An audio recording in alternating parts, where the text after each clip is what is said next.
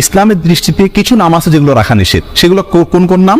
Number 1, যে সমস্ত নাম এর অর্থের ভিতরে মন্দ দিক আছে, যেমন কোন সন্তান নাম রাখবেন আপনি শয়তান, নাউজুবিল্লাহ। কোনটার নাম রাখবেন কাল, কুকুর, অথবা কোনটার নাম রাখবেন খিনজির। খিনজির নামও রাখছে কে জানি, আমি একবার শুনছি যে কোরআনে আল্লাহ খিনজির শব্দ উল্লেখ করছেন, খিনজির মানে শুকর, তো ছেলের নাম বা মেয়ের নাম রেখে দিয়েছে খিনজির। বলে যে আপনি এর নাম কোত্থেকে রাখলেন, কেন রাখলেন? বলে যে কোরআনে পাইছি। কোরআনে পাইলে কি আপনি রাখবেন নাকি? কোরআনে তো ফেরাউনও আছে, সেজন্য আপনি ফেরাউন নাম রাখবেন না। অতএব খারাপ অর্থ বহন করে এরকম কোন নাম রাখা উচিত না। দ্বিতীয়ত, যেই নামের অর্থের ভিতরে শিরক আছে অথবা ইসলামী আকীদার সাথে সাংঘর্ষিক যে নামের অর্থ, সেরকম নাম শিশুর জন্য নির্বাচন করা যাবে না। আমাদের অনেক নাম আছে সমাজে ছড়িয়ে ছিটিয়ে আছে, যে নামগুলো ইসলামী আকীদার সাথে সাংঘর্ষিক অথচ আমরা জানি না, যে নামগুলোর অর্থের ভেতরে শিরকি অর্থ লুকায়িত আছে অথচ আমরা জানি না। সেরকম কিছু নাম আমরা আজকে আপনাদেরকে বলছি। নাম্বার 1, আব্দুল নবী। এই নামে আমাদের দেশে কিন্তু কোন কোন লোকের নাম আছে। আব্দুল নবী মানে হলো নবীর গোলাম। কোন মানুষ কি নবীর গোলাম হয়? গোলাম তো শুধু আল্লাহর। তাহলে এটা শিরকি নাম। এই নামের অর্থের ভিতরে কি আছে? শিরক আছে। এরকম নাম থাকলে সেটা পরিবর্তন করতে হবে। অনেকে নাম রাখেন আব্দুল আলী। আল্লাহ আলী এটা আল্লাহ সুবহানাহু ওয়া তাআলার গুণবাচক 99টি নামের একটি। সেই হিসাবে আপনি রাখতে পারেন আলী মানে হলো উঁচু, মহান, আল্লাহর গোলাম। আলী আল্লাহ তাআলার গুণবাচক নাম, সেই হিসাবে আব্দুল আলী ঠিক আছে। কিন্তু সাধারণত আমাদের সমাজে আলী রাদিয়াল্লাহু তাআলা আনহুর নামে এ ধরনের নাম রাখা হয়ে থাকে। যদি এখানে আলী বলতে খলিফা আলী রাদিয়াল্লাহু তাআলা আনহুকে উদ্দেশ্য করা হয়, তাহলে আব্দে আলী মানে হলো ইসলামের চতুর্থ খলিফা আলী রাদিয়াল্লাহু তাআলা আনহুর গোলাম, তাহলে সেটাও কি হবে? শিরকি অর্থ বহন করবে। আর এখানে যে আলী রাদিয়াল্লাহু তাআলা আনহুকে উদ্দেশ্য নেওয়া হচ্ছে, মিন করা হচ্ছে, তার অনেকগুলা প্রমাণও আছে, ইঙ্গিত পাওয়া যায়। এজন্য এই ধরনের নাম রাখার ক্ষেত্রে সাবধান থাকা উচিত। আলী রাদিয়াল্লাহু তাআলা আনহুকে ঘিরে আর অনেকগুলো নাম আছে আমাদের সমাজে, যেগুলো সংস্কার হওয়া উচিত, যে নামগুলো রাখতে আমাদের সচেতন এবং সাবধান হওয়া উচিত। তার ভিতরে একটা হলো কারামত আলী। কারামত আলী মানে হলো আলীর কারামত। সাধারণত শিয়ারা এই সমস্ত নাম রাখে, তো এগুলো আমাদের সমাজে চলে আসছে। কারণ এককালে এক সময় আমাদের দেশে যখন আলেম উলামা ছিলেন না এত, এবং ওই কাবুলিওয়ালারা আফগান থেকে, ইরান থেকে মানুষ ব্যবসার জন্য আসছে বা নানা কারণে আসছে, এই দেশে শিয়ারা আসছে, তাদের খুব প্রভাব ছিল, এবং যারা তখন রাষ্ট্র পরিচালনা করতেন, ক্ষমতায় ছিলেন, তাদের ভেতরে শিয়াদের বিরাট প্রভাব ছিল। এই জন্য আমাদের সাধারণ মানুষেরা নামের জন্য এদের কাছে যেত, আর এরা এই সমস্ত নাম দিত, যে সমস্ত নামের সাথে শিয়াদের আকীদা মিশে আছে, এবং সেগুলো আমরা এখনো রেখে চলছি, ওইটার অর্থ হয়তো খেয়াল করি না। কারামত আলী মানে হলো আলী রাদিয়াল্লাহু তাআলার কারামত। যেহেতু ওরা আলী রাদিয়াল্লাহু তাআলা আনহুকে খুব বেশি ভক্তি করে, অতি ভক্তি করে, এই জন্য সব নামের মধ্যে আপনারা আলী, হাসান, হোসেন এই 3 নাম পাবেন। আমাদের দেশে যত নাম আছে, বেশিরভাগ বা বিরাট একটা অংশ আছে নামের, যে নামের শেষে কি পাবেন? আলী অথবা হাসান অথবা হোসেন।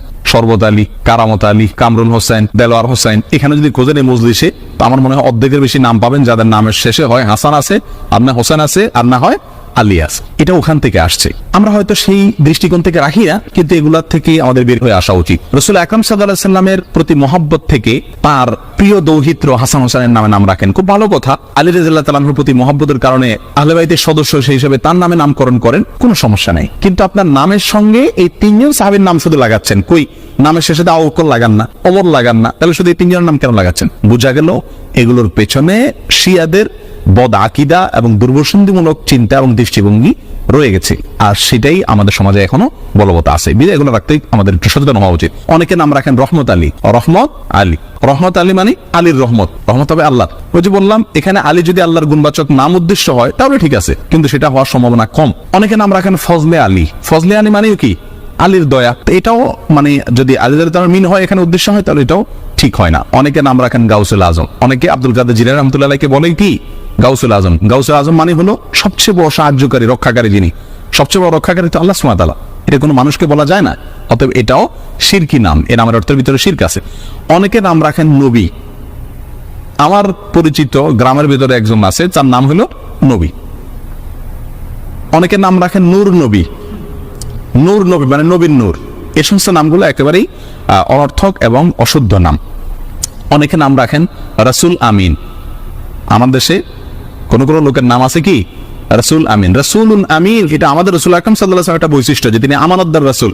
এখন আপনি আপনার ছেলের নাম রাখলেন রাসূল আমিন, এটা খাটে না, একেবারেই অশুদ্ধ একটি নাম। অনেকে নাম রাখেন রাসূলুল্লাহ।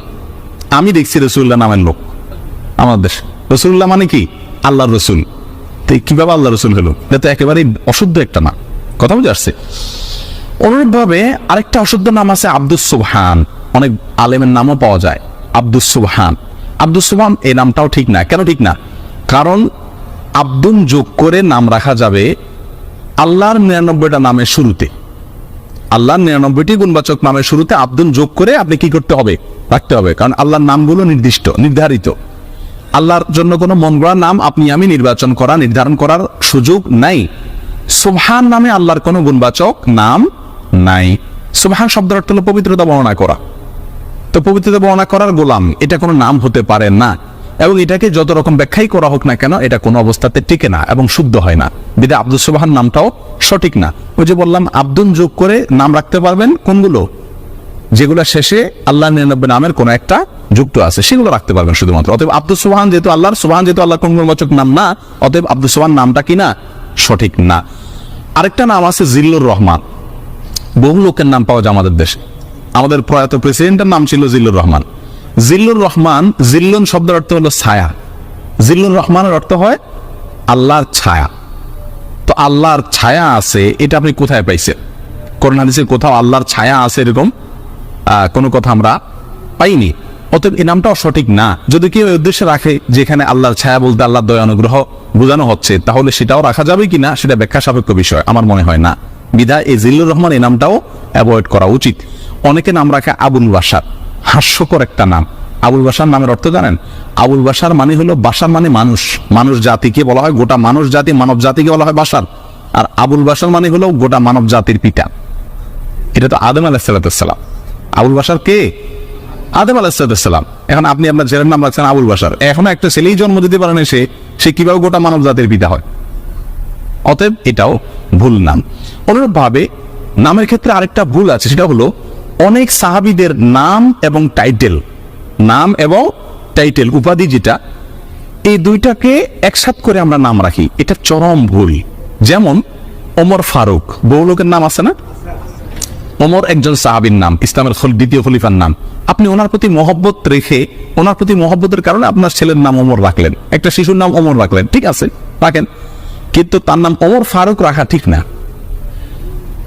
আবু বকর রাদিয়াল্লাহু তাআলার প্রতি মহব্বতের কারণে আপনি আপনার একটা শিশুর নাম রাখলেন আবু বকর, রাখেন, সমস্যা নেই। কিন্তু আবু বকর সিদ্দিক হয় না, কারণ সিদ্দিক এটা ওনার টাইটেল, এটা পৃথিবীতে আর কোনো আবু বকরের সাথে যুক্ত হবে না।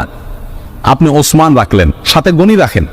আমাদের দেশে বেশিরভাগ লোক দেখেন না, ওসমান রাখলে অবশ্যই সাথে কি আছে, গনি আছে। না ভাই, ওসমান রাখলে আর গনি রাখবেন না। কারণ ওসমান রাদিয়াল্লাহু তাআলার মহব্বত আপনি ওসমান রাখছেন, ঠিক আছে, কিন্তু গনি মানে ধনী, এটা ওনার উপাধি, এটা আর কারোর সাথে যুক্ত হবে না। কথা বোঝা আসছে? আবু আইয়ুব একজন সাহাবী, যিনি হিজরতকারী সাহাবীদেরকে অনেক নুসরত করছেন, সাহায্য করছেন, এই জন্য ওনার নাম হয়ে গেছে আবু আইয়ুব আনসারী। উনি আনসার ছিলেন সেজন্য। এখন আপনি আপনার ছেলের নাম রাখলেন আবু আইয়ুব আনসারী, সে আনসার কবে হলো? কথা বোঝা আসছে? অনুরূপভাবে বহু সাহাবায়ে কেরামের বিশেষ বিশেষ কিছু টাইটেল আছে, এই টাইটেলগুলো কারোর নাম হতে পারে না। আমি যদি একটা এক্সাম্পল দিই, বিষয়টা পরিষ্কার হবে। যেমন মোহাম্মদ, এ নামে নাম রাখা যায় কি যায় না? মোহাম্মদ নাম রাখা যাবে, সহিহ মুসলিম হাদিসে আসছে। এখন আপনি যদি